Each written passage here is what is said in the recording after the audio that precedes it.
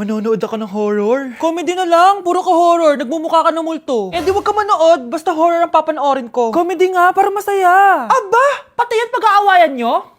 Ako na lang manonood. Ayan, comedy pa kasi gusto mo. Nakakatawa kasi yung mukha mo. Nayo! Anak, saan niyo gusto pumunta sa Sabado? Sa Baguio, Nay, para malamig tapos maraming strawberry. La Union na lang tayo, Nay, para sa beach tayo tapos picture-picture tapos kain tayo ng seafood. Ano ba talaga? Baguio, Nay, La Union. O sige, magkanya-kanya na lang tayo, ha? Mga anak, bibili ako ng pagkain. Ano gusto nyo? Jollibee Cheesy Yum Burger! Abay, mala! Nagkasundo kayo ah! Gaya-gaya! Bias ko yun eh! Bias ko din yan! Pero narinig ko na may bagong special Cheesy Yum Burger at gusto ko itry. O sige mga anak, wait nyo ako ha!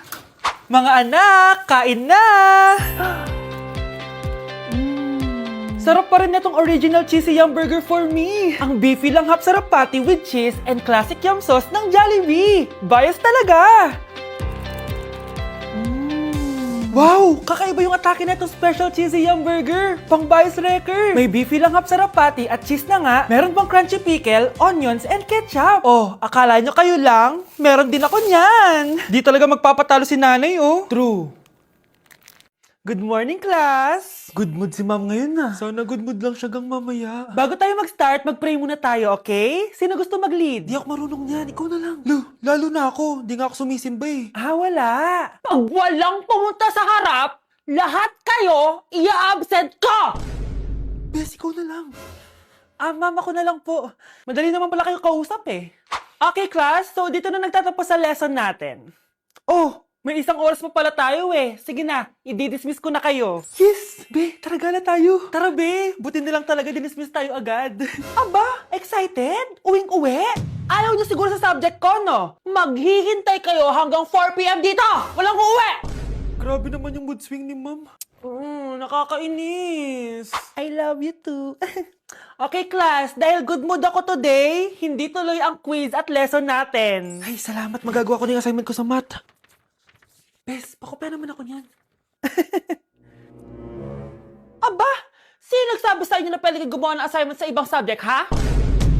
Ma'am. Talagang sinisira niyo mood ko, ha? Lahat kayo bagsak sa quiz! Excuse me, Ma'am Reyes? Bakit mo tinatakot ang mga anak ko? Ma'am, hindi sila matututo kung hindi ko sila tatakutin. Hindi mo kailangan takutin ng mga bata. Kausapin mo sila na maayos. Tama. Tayo ang pangalawa nilang magulang. Dapat maging safe sila sa atin. Gusto mo bang maalala ka nila sa mga pananakot mo? Facts, ma'am. Umayos ka na ha, kung ayaw mong isumbong kita sa principal. Deserve. Pag pinaluha mo ang nanay mo, tandaan mo, may kabayaran ang bawat luha niya. Isipin mo ito, noong maliit ka pa, ilang beses ka bang umiyak sa gabi? Ilang beses kang nagkasakit at nag-alala siya? Ilang beses kang nagutom at tiniis niya ang sarili niyang gutom para lang may maihain sa'yo? Pero ngayon, sino ang lumuluha? Ganun. Pag sumagot ang bata, bastos agad? Hindi ba pwedeng nagpapaliwanag lang? Hindi ba natin kaya makinig? Lalo na kung ang bata, maayos naman ang pananalita, hindi naman mataas ang boses, hindi naman bastos pag nagpapaliwanag. Ang iba kasi sa atin, hindi naman nila lahat talagang ayaw makinig. Pag nagpapaliwanag ng bata, sure na tayo. Kuya, sundan mo yan. Sige po, ma'am. Sinasabi ko na nga ba eh, may tinatago ka sa akin. Ayan kuya, huminto ka dito. Magloloko ka na nga lang sa matanda pa. Hoy, bayad mo!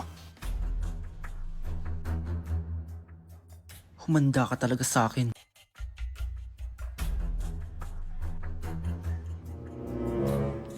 Ang sweet niyo naman. May paregalo ka pa, ha?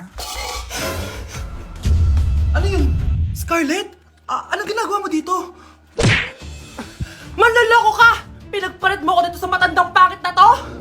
May paregalo ka pa, ha? Eh, sa akin nga, wala kang binibigyan na regalo, eh. Scarlett, magpapaliwanag ako. Manahimik ka! At ikaw naman, matandang pangit, sayong-sayo na tong boyfriend ko! Magsama kayong dalawa! Aba, walang respeto tong girlfriend mo Ano pinagsasabi mo, Scarlett? Nanay ko to. Excuse mo lang yan! Eh, mukha nga nagtatago ka kanina, eh. Nagtatago ako kasi isusurprise namin yung tatay ko. Ganitong babae ba yung gusto mo, anak? Yung walang modo? Nay, pagpasensyahan niyo na siya. Tita, sorry po. Anong sorry? Matandang pangit ako, di ba? Lumayas ka dito, babae ka! Sorry na, tita. Ayaw mo lumayas, ha? Brownie! Buka na!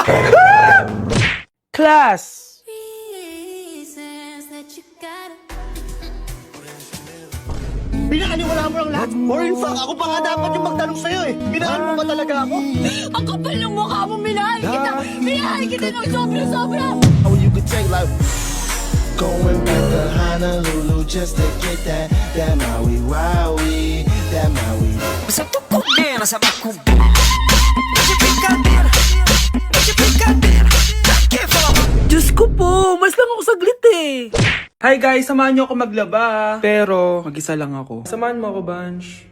Natatakot ako. Ayaw ako samahan ni Anya, Bunch. Guys, tignan naman no, sobrang tahimik dito. Ito na yung mga lalabhan, guys. And syempre, naglalaba tayo dito. Di naman tayo mayaman para araw-araw magpalit at bumili. Guys, nasa 8th floor na ako. Grabe, nakakatakot, oh. Parang may umubo. Guys, hindi na joke to, promise. Sobrang tahimik dito, tas hindi ko alam kung may mga tao dito. Kaya ko to, kaya ko to. Hindi totoo ang mga multo. Hindi totoo ang mga multo. Pasok na tayo, sobrang dilim. Oh my gosh, guys. Hello. Ayan, kinilabutan ako. Pero ito yung laundry, guys. Dito kami maglalaba. Akala ko... Narinig yun? Hindi ko alam, baka tinatakot ko lang sarili ko. Okay, pero maglalaba tayo. Actually guys, hindi naman ako matatakot kung may multo dito kasi hindi ko rin naman sila maintindihan. Japanese yung mga multo dito, guys. Nissan, Honda, Mitsubishi. Baka biglang may maghanap ng hustisya dito sa hallway. Ang katakot. Bantayan niyo ako, guys, ha. Pag may gumalaw, sabihan niyo lang ako. Comment kayo.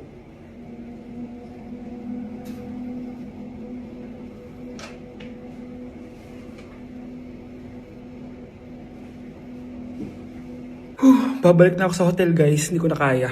Babalikan ko na lang yun mamaya. Guys, kinikilabutan pa rin ako. Babalik na ako sa room. Balak kayo dyan. This year, ang Christmas decor namin dapat aesthetic, mala Pinterest score. Minimalist but magical. Nay, ganito yung gusto kong Christmas decor. Need na lang natin ng ribbons, garlands, glitters, and maybe a glue gun. Tingnan mo, may ilong pa sa bintana mo. Anong gusto mo, magparol show? Nay, trust the vision. Sige, basta, huwag kang gagastos ng bongga ha. Wow, ang ganda nito. Grabe, ang dami ng tao. Christmas season na nga talaga. Okay, good. Secured. Ayan, all added to basket na. Ayan, secured na talaga.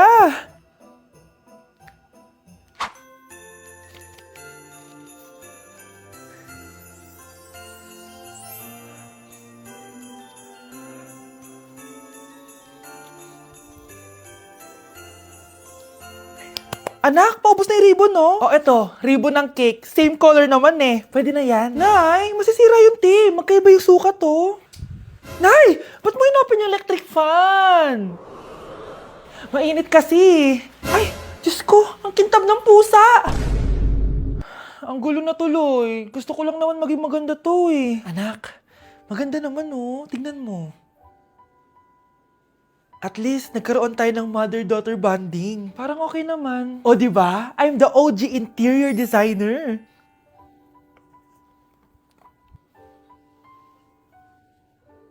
Hindi siya nagmukhang pang Pinterest dahil mas maganda yung ginawa namin. Eto, Nay, para sa'yo. Oh, ano to, anak? Nakita ko kasi yan sa National Bookstore. Tapos naalala ko, di ba gusto mo ng planner na galing sa mga coffee shop? Kaya binili ko na yan. Baka maging acidic pa tayo kakakape natin. Makuha lang yung planner na gusto mo. Tsaka binilhan din pala kita ng pouch. Lagayin mo na kung ano-ano, Nay. Oh. Aw, thank you, anak. Welcome, Nay. Okay, class. 5 points sa akin ang makakasagot neto. Ano ang pangalan ni Rizal? Ma'am. Yes, Scarlett? Rizal Park. Anong Rizal Park? Jose Rizal yon. Diyos ko, mga bata ngayon. Siya ang pambansang... Ma'am, siya ang pambansang opa. Siya ang pambansang bayani natin. Anong pinagsasabi nyo? Oh, kompletuhin nyo to. Ang kabataan, ang pag-asa ng busan. Mali! Bayan! Pinagluloko nyo ako, ha? O eto, ano ang sinulat na libro ni Jose Rizal? Ma'am, El Filibusterismo. Imnida. Tama na sana eh. Naloloko na kayo sa K-pop at K-drama na yan ha. Last na talaga. Ayusin nyo na. Okay class, last question. Sino ang kapatid ni Rizal? Kapatid ni Rizal? Ah ma'am! Eto, sure na ako sa sagot ko. Yes Scarlett, ang kapatid ni Rizal Park ay si... si Sandara Park.